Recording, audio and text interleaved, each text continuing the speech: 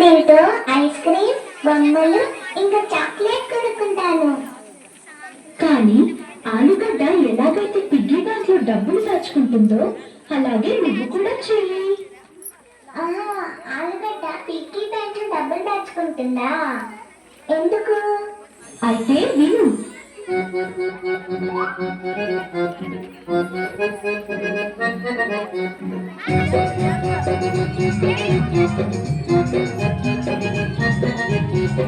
ఆలుగడ్డకి ఎప్పుడు దొరుకుతాయి రెండు మెరిసే రూపాయలు. ఒక్క రూపాయితో కొనుక్కుంటాడు ఐస్ క్రీమ్, ఇంకోటి దాచుకుంటాడు పిగ్గీ బ్యాంక్ లో.